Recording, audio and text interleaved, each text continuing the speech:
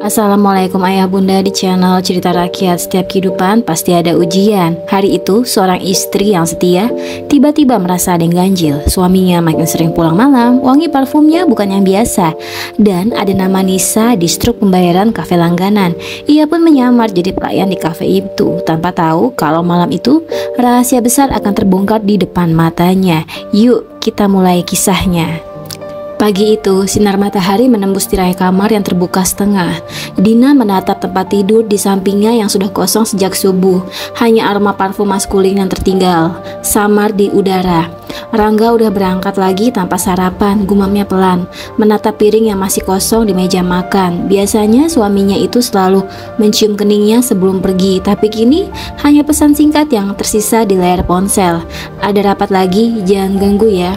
Dina tersenyum hambar. Ia mencoba meyakinkan diri bahwa semuanya baik-baik saja, tapi entah kenapa hatinya mulai sering berdebar setiap kali ponsel Rangga berbunyi. Beberapa minggu terakhir, sikap suaminya berubah, lebih pendiam, sering keluar malam, dan setiap kali Dina menanyakan sesuatu, jawabannya selalu singkat dan tergesa. Sore itu, saat sedang mencuci pakaian, Dina menemukan sebuah kertas terlipat di saku kemeja Rangga. Ia membuka dengan rasa penasaran dan matanya membesar. Itu adalah struk pembayaran dari sebuah kafe bernama Clover Beans. Di bawah total harga tertulis dengan tinta merah muda, "Terima kasih Mas Rangga," dengan emoticon love, Nisa. Jantung Dina seperti berhenti berdetak sesaat. Siapa Nisa? Kenapa menulis hati di situ? Ia menatap tulisan itu lama, seolah mencoba mencari makna lain yang lebih masuk akal. Tapi semakin dipikir, semakin sakit rasanya. Malamnya, saat Rangga pulang, Dina memperhatikan setiap gerak-geriknya. Parfumnya lagi-lagi berbeda, lebih manis, lebih kuat, dan seolah menempel di udara. "Kok parfum kamu ganti, Mas?" tanya Dina hati-hati sambil menuangkan teh. Rangga tersenyum tipis. "Oh, itu dapat sampel gratis dari kantor." Dina mengangguk pelan, tapi dalam hatinya kalimat itu gak cukup membuat tenang. Beberapa hari kemudian, perubahan Rangga makin jelas. Ia menolak ketika Dina menawarkan diri untuk menemaninya makan siang. Kadang alasannya rapat, kadang katanya ada klien yang susah ditemui. Bahkan di rumah pun ponselnya kini sering di tangan. Suatu malam, saat Rangga mandi, Dina memberanikan diri membuka galeri ponselnya. Tapi semua foto baru sudah dihapus, kosong, seolah seseorang telah sengaja menghapus jejak. Dina termenung di ruang tamu, matanya mulai berkaca. "Kenapa harus aku yang curiga? Mungkin aku cuma terlalu sensitif," katanya pelan. Tapi hatinya menolak percaya. Keesokan harinya, ia memutuskan untuk mencari tahu sendiri. Dina mencari alamat Clover Beans di internet. Sebuah kafe kecil di pusat kota, terkenal dengan konsep hangat dan aroma kopi yang khas. Ia menatap layar ponsel sambil berpikir, kalau benar Mas Rangga sering kesana, aku harus tahu alasannya. Malamnya, setelah Rangga tertidur, Dina menulis surat lamaran sederhana. Ia tak tahu kenapa bisa seberani itu, tapi rasa penasaran telah mengalahkan segalanya. Ia menulis, "Saya tertarik bekerja paruh waktu sebagai pelayan. Saya suka suasana kafe dan ingin belajar menyeduh kopi." Keesokan paginya, ia datang ke Clover Beans. Kafe itu kecil tapi ramai. Dinding kafe ekspos, musik lembut, dan aroma kopi menggoda membuat suasana hangat tapi asing di mata Dina. Ia mengenakan masker dan kacamata besar. Rambutnya dikunci rendah agar tak mudah dikenali. Seorang wanita muda menyapanya dengan senyum ramah. "Kamu mau melamar kerja ya? Namaku Nisa, supervisor di sini." Nama itu membuat jantung Dina terasa terhenti. Nisa, nama itu tertulis di struk. "Ah, iya Mbak, saya mau bekerja part-time, kalau boleh," jawab Dina cepat menahan gugupnya. Nisa tersenyum. "Pas banget, kami memang butuh partner di sini. Dan tambahan staff, kamu bisa mulai bekerja besok sore ya." Dina mengangguk pelan, menelan ludah yang susah payah. Rasanya seperti sedang berdiri di ujung tebing antara takut dan tekad. Malam itu, ia pulang dengan perasaan campur aduk. Di kepalanya ada 1000 kemungkinan yang berputar. Mungkin Rangga memang selingkuh, mungkin juga tidak. Tapi satu hal yang pasti, besok ia akan tahu kebenarannya sendiri. Ia menutup wajah Rangga yang sedang tidur pulas, lalu berbisik lirih, "Aku cuma ingin tahu, kamu masih jujur atau semua ini cuma sandiwara?" Dan malam itu, sebelum memejamkan mata, Dina sadar hidupnya tak akan lagi sama setelah hari esok tiba. Hari pertama Dina bekerja di Clover Beans terasa seperti mimpi aneh yang menegangkan. Ia berdiri di depan cermin kamar mandi kafe, mengenakan seragam pelayan warna coklat muda dengan celemek hitam, rambut dikunci rendah, dan masker menutupi wajahnya. Ia menatap bayangannya lama-lama.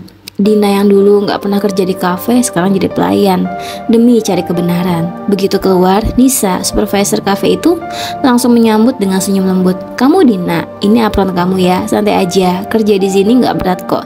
Yang penting ramah sama pelanggan," katanya sambil menepuk pundak Dina. Senyum itu tulus tapi justru membuat hati Dina semakin ragu.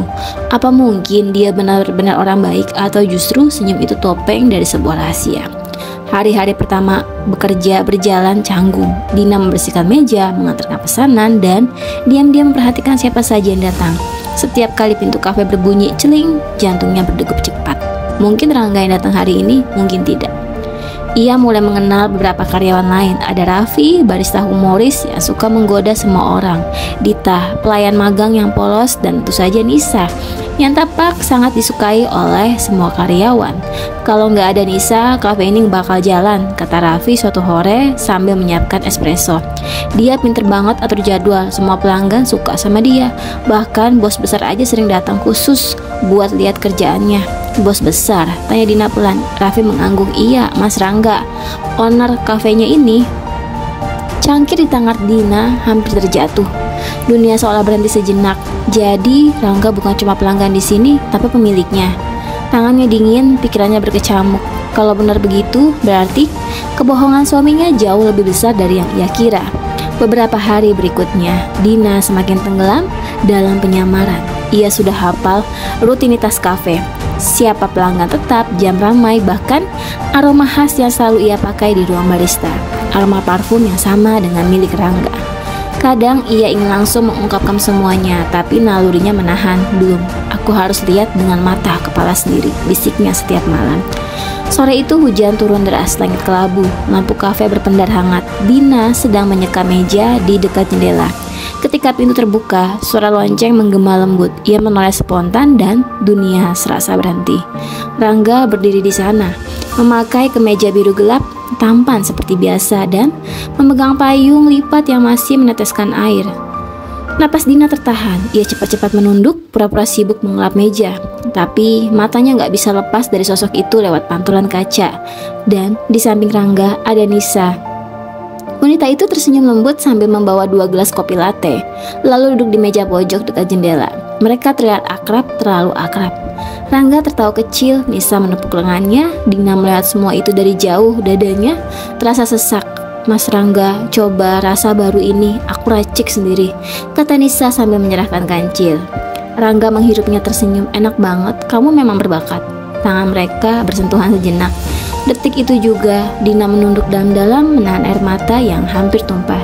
"Jadi ini alasannya kamu lebih sering pulang malam, Rangga," gumamnya di balik masker. Raffi yang melihatnya dari jauh menegur. "Dina, kamu nggak apa-apa, wajahmu pucat banget." "Ah enggak, cuma pusing dikit," jawabnya cepat sambil berpaling. Waktu berjalan lambat sore itu. Dina seperti terjebak di antara dua dunia. Dunia kebenaran yang menyakitkan dan dunia pura-pura yang harus ia jaga. Ketika Rangga dan Nisa pergi, Dina memperhatikan dari balik jendela. Mereka berjalan berdua di bawah satu payung. Rangga menggenggam tangan Nisa dan keduanya tertawa kecil saat air hujan menetes dari atap. Air mata Dina akhirnya jatuh. Ternyata benar, semua firasatku gak salah. Malam itu, Dina pulang dalam diam. Di dalam kamar, ia menatap cincin kawin di jarinya. Ia ingin marah, tapi yang muncul justru rasa hampa. Ia menulis di buku catatannya, "Kadang orang yang paling kita percaya adalah orang yang paling pandai menyembunyikan luka dan akan yang kita beri. Tapi aku belum selesai. Aku harus tahu sejauh apa kebohongan ini berjalan." Dan malam itu, dengan air mata yang belum kering, Dina berjanji besok ia akan memperogoki Rangga dengan mata kepala sendiri, gak lagi lewat pantulan kaca. Malam itu langit seperti ikut murung, gerimis turun perlahan, membasahi atap Clover Beans. Lampu-lampu gantung dalam kafe berpendar hangat, menciptakan suasana yang seharusnya tenang. Tapi di dada Dina, badai baru datang saja dimulai. Hari itu, kafe mengadakan pesta kecil untuk ulang tahun salah satu staf. Balon warna emas menggantung di sudut ruangan. Musik lembut terdengar dan tawa para karyawan bercampur aroma kopi yang menguar di udara. Semua terlihat bahagia. Kecuali satu orang, Dina. Ia berdiri di balik meja kasir, mengenakan masker seperti biasa. Tapi di balik kain itu, wajahnya pucat dan matanya basah. Ada firasat yang membuat dadanya sesak, entah karena lelah berpura-pura atau karena malam ini sesuatu akan terbongkar. "Din, bantuin siapin lilin ya," kata Raffi. "Bentar, aku ke gudang dulu," jawabnya cepat. Padahal ia hanya butuh waktu untuk menenangkan diri. Namun, sebelum sempat melangkah, pintu kafe terbuka. Suara lonceng celing. Itu seolah menembus ke jantungnya. Rangga datang. Ia berdiri di depan pintu, mengenakan kemeja putih rapi, membawa sebuket bunga mawar merah. Semua orang langsung bersuara, "Wah, ini pasti buat Nisa," seru Dita sambil tertawa. Nisa sedang memotong kue mulai kaget, matanya membesar. "Mas Rangga," katanya pelan. Anda terkejut dan bingung. Rangga tersenyum hangat. "Selamat ulang tahun, aku cuma mampir sebentar nih. Buat kamu, terima kasih ya, udah bantu kafenya makin rame." Semua orang tepuk tangan, tapi di balik meja kasir, Dina membeku. Kata-kata itu menusuk lebih tajam dari pisau. "Terima kasih sudah bantu kafenya makin ramai." Apa itu alasan sebenarnya Rangga sering kesini atau cuma alasan manis untuk menutupi hubungan mereka? Tangannya gemetar, ia menunduk dalam-dalam menahan air mata yang ingin jatuh. Namun, saat Nisa menerima bunga itu, sesuatu di diri Dina meledak. Ia tidak bisa lagi berpura-pura. Langkahnya berat tapi pasti. Ia keluar dari balik meja kasir, berdiri tepat di hadapan mereka. Musik berhenti, semua orang terdiam. Parfumnya, suara Dina bergetar, nyaris tak terdengar, sama seperti yang selalu kamu pakai di rumah, Rangga. Semua kepala menoleh ke arah sumber suara itu. Rangga mematung, matanya melebar. "Dina," ucapnya pelan, seolah tak percaya istrinya berdiri di sana. Ia tampak bingung mencari kata-kata, tapi Dina mendahului. "Aku cuma ingin tahu," katanya sambil menatap lurus ke arah mata suaminya. "Sejauh apa kamu bisa bohong?" Air matanya jatuh perlahan, membasahi masker yang sudah basah sejak tadi. Nisa panik menatap kedua arah. "Mbak, tolong denger dulu ya penjelasanku." Tapi Dina menggeleng cepat, suaranya naik. "Gak perlu dijelasin, aku udah lihat semuanya. Aku tahu kamu siapa, perempuan di kafe yang sama dengan tulisan 'Terima kasih Mas Rangga' di struk." Nisa menutup mulutnya, hampir menangis. Rangga mencoba mendekat, tapi Dina mundur. "Berhenti, jangan sentuh aku." Suara hujan di luar makin deras, seperti ikut menyembunyikan tangis Dina yang pecah. Semua karyawan terpaku, tak ada yang berani bicara. "Selama ini aku percaya kamu, aku rela kamu di depan teman, di depan keluarga, tapi ternyata di belakangku kamu ketawa sama perempuan lain." Rangga berusaha menahan napas yang berat. "Din, kamu salah paham, aku bisa jelasin." "Cukup," seru Dina dengan air mata deras. "Gak ada penjelasan yang bisa ngapus semua yang udah aku lihat malam ini." Ia melepas celana kafe dan meletakkannya di meja kasir, lalu menatap Rangga sekali lagi dengan tatapan yang penuh luka tapi juga kekuatan.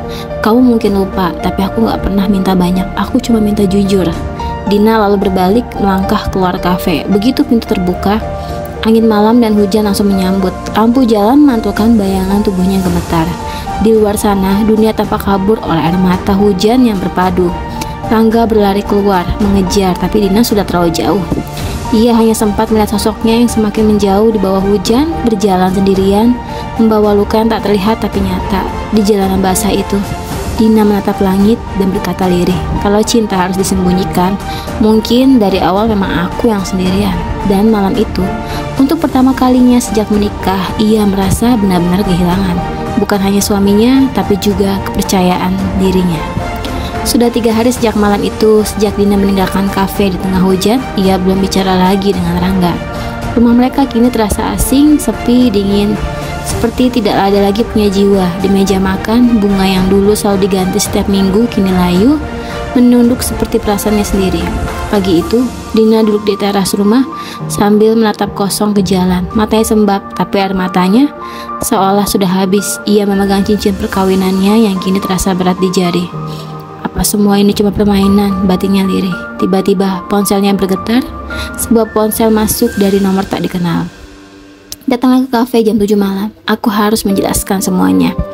Nama itu membuat dadanya bergetar. Bagi dirinya ingin menghapus pesan itu dan melupakan semuanya.